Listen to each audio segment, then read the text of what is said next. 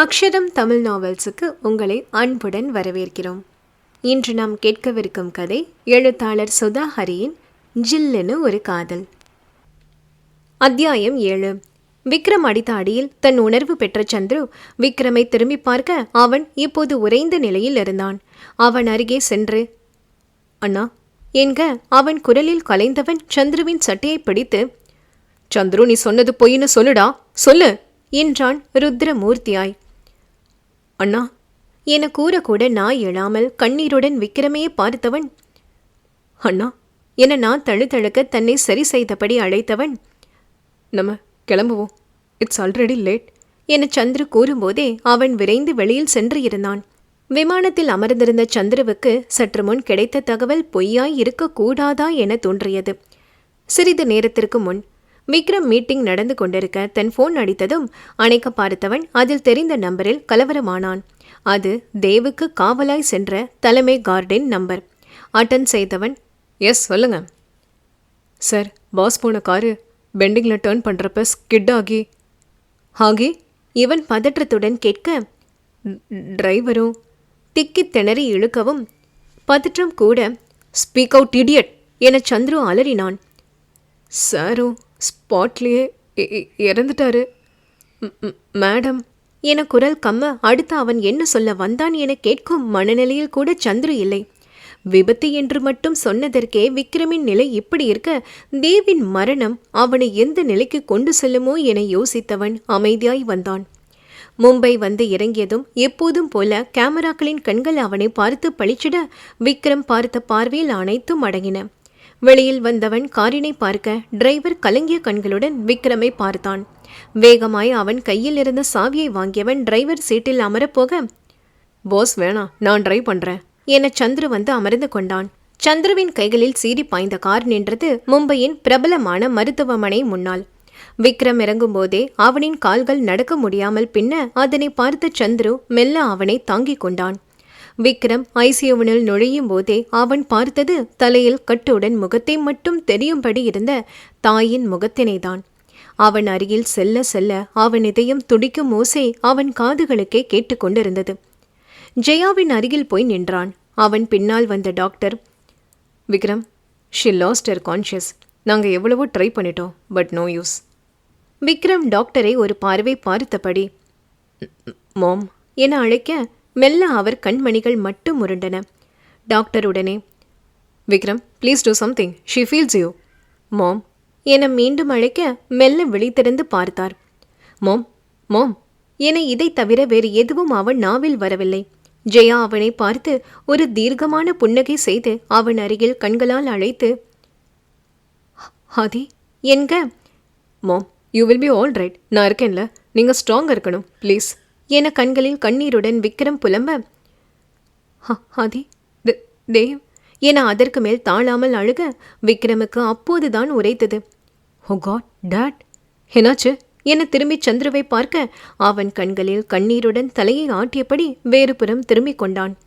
அவன் சொல்ல வந்ததை புரிந்து கொண்ட விக்ரமுக்கு உலகம் தலைகீழாய் சுற்ற அவனின் கைகளில் ஜெயா கையை வைத்து, ஹாதி எனக்கு தெரியும் தேவ் இப்போ இல்லைன்னு. விக்ரம் அதிர்ச்சியுடன் நிமிர்ந்து ஜெயாவை பார்க்க, எஸ், எனக்கு எதுவும் ஆகிடக்கூடாதுன்னு தான் அவர் என மேற்கொண்டு சொல்ல முடியாமல் தடுமாற மெல்ல தன்னை சரிப்படுத்தி கொண்டு, ஆதி என கண்ணீர் விடும் மகனை பார்த்து மெல்ல கைகளை தூக்கி அவன் கண்ணீரை துடைத்து விட்டு, நீ அழக்கூடாது, நீ அழுதா தேவுக்கு பிடிக்காத ஆதி, பி ஸ்ட்ராங் என சந்துருவை திரும்பி பார்த்து கண் அசைத்து கூப்பிட அவர் அருகில் ஓடி வந்தவன், அம்மா என அழைக்க விக்ரமை பார்த்துக்கோ என்பது போல் கஞ்சாடை காட்டி தன் விழிகளை மூடினார். அதை கூட உணராமல் தாயின் கைகளிலேயே தலை சாய்த்து அழுது கொண்டு இருந்தான் விக்ரம். சில மணி துளிகள் சென்ற பின்பும் தலை நிமிராமல் இருந்தவனை சூழ்நிலை புரிந்து சந்துரு சென்று அவன் தோளினை தொடவும் அதில் நிமிர்ந்தவன் தன் தாயின் முகம் பார்த்தான். வேதனையுடன் சந்துருவை பார்க்க அவன் ஆமாம் என்பது போல தலையசைத்தான். அதன் அதிர்ச்சியில் கண்களை மூடி நின்றவன் மீண்டும் விழிகளை திறந்து, சந்துரு, அவங்க 2 பேரும் ஒருத்தரை விட்டு ஒருத்தர் இருக்க மாட்டாங்க, அதான் 2 பேரும் ஒன்னாவே என குரல் உடைந்து கம்ம சொல்ல முடியாமல் நின்றவன் பின் தன் குரலை சரி செய்து, நீ அடுத்து என்ன பண்ணணுமோ அதை பண்ணு என்று திரும்பி தாயிடம் வந்து அவர் நெற்றியில் முத்தம் வைத்தவன் கலங்கிய கண்களை துடைத்து கொண்டு விக்ரமாய் வெளியே வந்தான். ஹாஸ்பிட்டலில் விட்டு வெளியே வந்ததும் எப்போதும் போல அவனை பார்த்து மீடியாக்களின் கண்கள் பளிச்சிட அதனை சட்டை செய்யாமலே காரில் பறந்தான். அவன் எங்கு செல்கிறேன் என்று தெரியாமலே வந்தது மும்பையின் கரையோரம் யாருமற்ற ஒரு காடு. அப்படியே வண்டியின் ஸ்டியரிங் மேலே படுத்தவன் கண்களில் நிற்காமல் வந்தன கண்ணீர். அதை துடைக்க கூட தோன்றாமல், டட், நீங்க எப்படி என்னை விட்டுட்டு போனீங்க? எப்பவும் உங்களால் மாமா விட்டு இருக்க முடியாது, அப்படிதானே? ஆனால் உங்கள் 2 பேருக்கும் நான் எப்படி போனாலும் பரவாயில்ல. ஷிட், நீங்கள் 2 பேரும் எப்பவுமே இப்படி தான். ஐ ஹேட் யூ என கார் கதவின் கண்ணாடியை அடிக்க அது நொறுங்கி விழுந்தது. அதன் தாக்கம் அவன் கைகளிலும் தெரிய இரத்தம் வந்து கொண்டு இருந்தது. எவ்வளவு நேரம் அப்படியே நின்றான் என்பது தெரியவில்லை. அவனை கலைத்தது அவன் போனின் ஒலி. சந்துரு தான் அழைத்திருந்தான். சொல்லு பாஸ், எல்லாரும் வர ஆரம்பிச்சிட்டாங்க, உங்களை தான் கேட்குறாங்க, நீங்கள் வாங்க என கூற என ஃபோனை கட் செய்தவன் மீண்டும் மும்பை நோக்கி சென்றான்.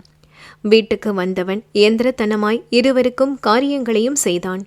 அனைத்தும் முடிந்து வீட்டினுள் வர அவனுக்கு அந்த வீட்டின் வெறுமை உரைக்க எதுவும் பேசாமல் ரூமினுள் சென்றான். எப்போது தூங்கினான் என கேட்டால் அது அவனுக்கே தெரியாது.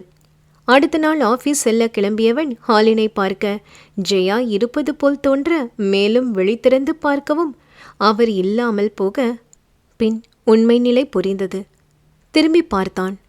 ஹாலில் இருவரின் பெரிய படமும் அதில் பூக்களும் போட்டிருக்க அதன் அருகில் வந்தவன், என்னால் இனி நார்மலாக இருக்க முடியுமான்னு கூட தெரியலையே. ஏன்னா உங்கள் ஆதி உங்கள் கூடவே செத்துட்டான். பட் மாம், நீங்கள் சொன்ன மாதிரி ஐ வுட் பி ஸ்ட்ராங் என கண்களில் கண்ணீருடன் தாயுடன் பேசி கொண்டிருந்தான்.